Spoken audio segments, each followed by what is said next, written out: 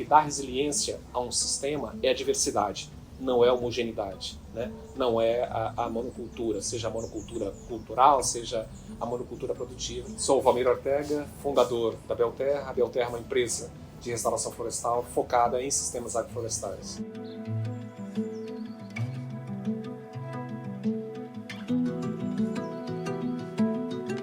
Sistemas agroflorestais, na nossa visão, é ao mesmo tempo uma ferramenta de transição do ponto de vista de remoção de carbono, mas também de adaptação. E claro, entre os modelos regenerativos, sistemas agroflorestais, de longe, são aqueles que têm o maior potencial de impacto positivo na regeneração do solo, da recuperação de água, de biodiversidade e de outros serviços ecossistêmicos. Do ponto de vista de transição climática, o desafio brasileiro tem a ver com o uso da terra. Nós temos uma contribuição muito grande de desmatamento nas emissões de gases de efeito estufa. O Brasil tem 1/4 do território, que é gigantesco, dominado por pastagens para a produção de gado, e uma grande parte desse território em pastagens degradadas. São mais de 80 milhões de pastagens degradadas, uma vez e meia o território da Alemanha. Portanto, sistemas agroflorestais cumprem uma dupla função. De um lado, é um sistema com alta capacidade de remoção de gases de efeito estufa, e a segunda parte, metade do desafio, é implantar sistemas regenerativos de agricultura que, ao invés de emitir gases de efeito estufa,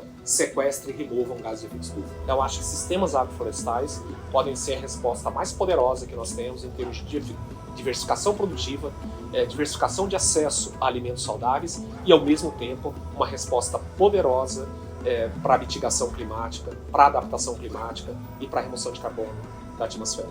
E grandes companhias que são puxadoras de cadeias longas, como é o caso da cadeia do cacau, da cadeia do café, de inúmeras cadeias produtivas, podem ter um papel importante em induzir e impulsionar modelos regenerativos na sua cadeia.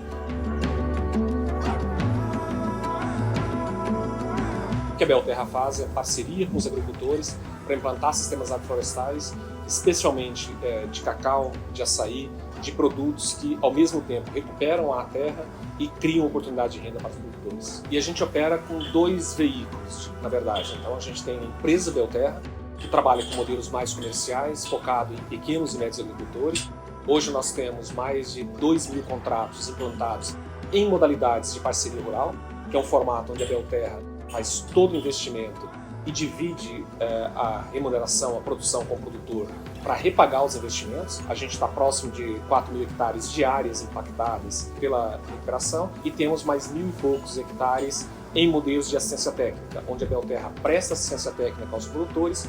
No geral, a Belterra se financia, nesses casos, por um percentual do crédito de carbono e os agricultores implantam e gerenciam suas próprias agroflorestas. Mas a gente também tem um lado não governamental, uma organização sem fins lucrativos chamada Instituto Belterra, que atua em territórios coletivos, territórios de populações vulneráveis, como terras indígenas, territórios de remanescentes de escravos, que nós chamamos no Brasil de territórios quilombolas, unidades de conservação de uso sustentável com população presente. Neste caso, o Instituto Belterra capta fundos com organismos internacionais e presta assistência aos agricultores para recuperar seus territórios.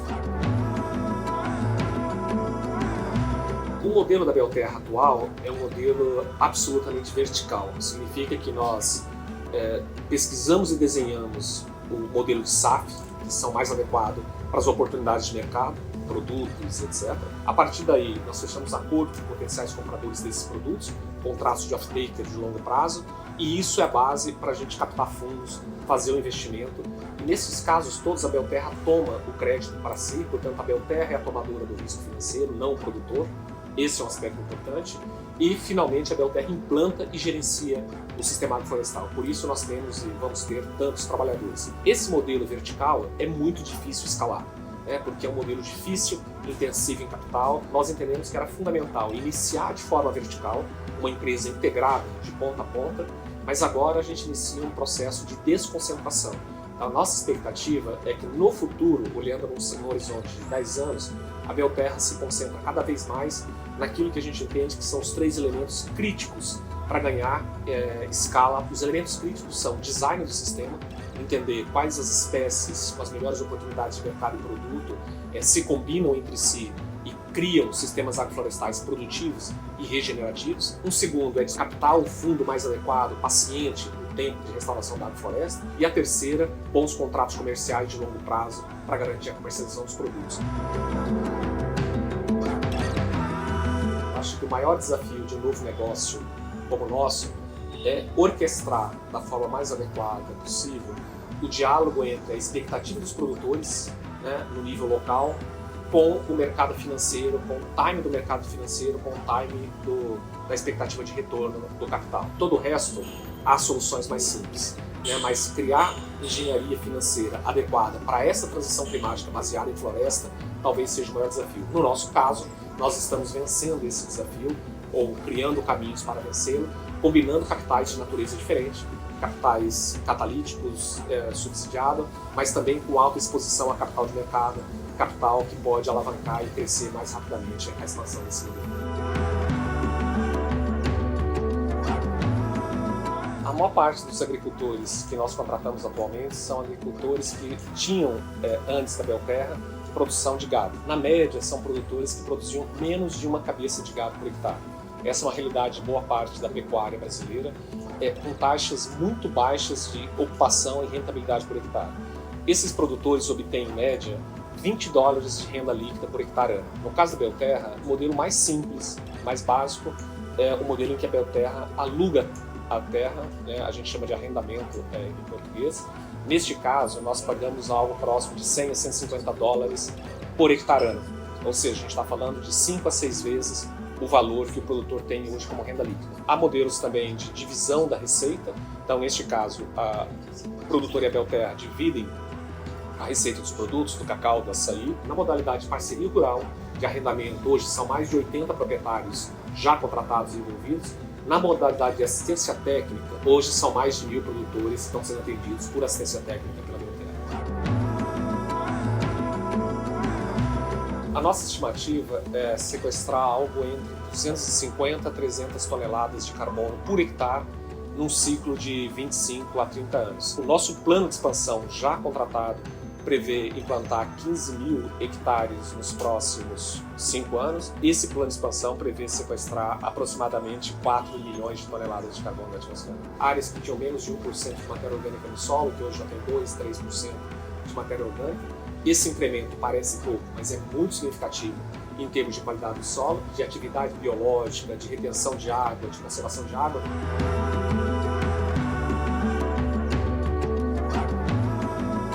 Um ecossistema de negócios depende de múltiplos atores, depende da cooperação de múltiplos atores e, portanto, no momento em que a gente vive, a gente só vai ganhar escala, né, e a transformação da paisagem que a gente precisa se for uma operação combinada, induzida, coordenada de múltiplos atores. E, portanto, a gente está falando de um ecossistema que tem competição, mas tem, nesse momento, prioritariamente colaboração. Nosso grande desafio é desenvolver um modelo, criar plataforma tecnológica capaz de replicar isso em larga escala e, no futuro, habilitar parceiros locais que implementem a partir dessa plataforma. Esse é um pouco o papel que a Belterra tem cumprido, então nós temos operado muito com informações open source, aberta, contribuindo e mostrando o nosso modelo de negócio, as inovações que a gente promove. A gente tenta transformar a Belterra sempre numa plataforma de cooperação e colaboração de informação para que outros negócios cresçam, se desenvolvam a partir do nosso modelo e aí sim, juntos, como ecossistema de negócios, a gente seja capaz de transformar a paisagem.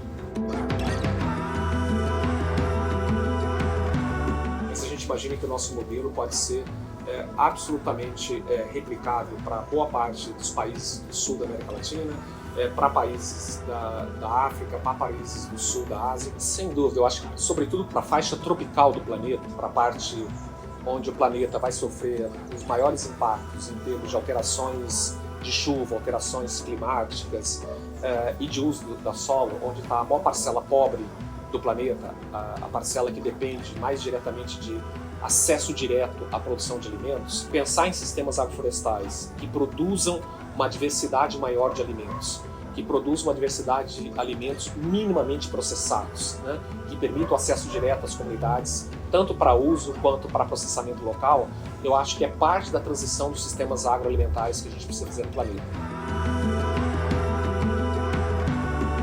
Do ponto de vista de políticas públicas, nós temos um desafio que é dar transparência ao uso do solo, criar capacidade de gerar mais dados e informações em tempo real do que acontece nas diversas formas de uso do solo que a gente desenvolve, e o Brasil é exemplar nisso, seja pelo mapa de biomas, seja pelos sistemas públicos de monitoramento do desmatamento, seja pelo cadastro ambiental rural. Então, produzir informações de maior qualidade e informações que orientem política pública é determinante fundamental. Num segundo aspecto, criar regras que favoreçam a restauração. O nosso estrutura regulatória da área ambiental até hoje sempre foi pensada para controlar os impactos, né, regular os impactos negativos, né, monitorar e compensar as externalidades negativas dos negócios. Esse sistema regulatório não está pronto para entender um negócio que tenha externalidade positiva. Então, como criar um ambiente regulatório que promovam negócios restaurativos, regenerativos e que favoreçam esses negócios frente a negócios com externalidade negativa.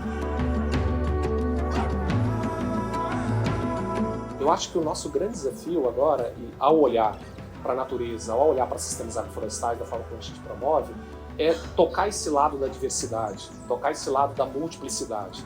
Assim como a natureza, nós como sociedade humana seremos mais fortes e mais resilientes quanto mais diversos nós formos. Então acho que a grande lição que as agroflorestas podem trazer, mas ao mesmo tempo a necessidade de mudança de mentalidade que a gente precisa promover junto na sociedade é de que maior diversidade, né, maior diversificação, a diferença é importante, a colaboração, a multiplicidade. Então eu acho que essa é a transição que a gente precisa conduzir, seja do ponto de vista produtivo, mas também do ponto de vista social, da cultura, de ter uma visão mais múltipla e mais diversa da sociedade.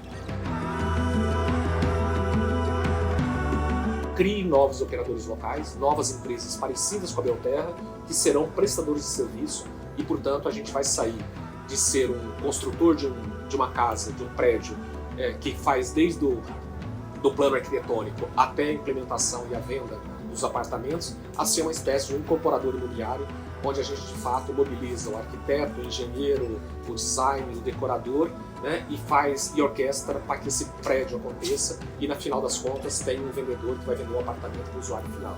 Então a nossa visão é de transitar, né, de um modelo totalmente vertical para um modelo de estruturador de negócios agroflorestais que nos permitirá ganhar a escala dos milhões de hectares.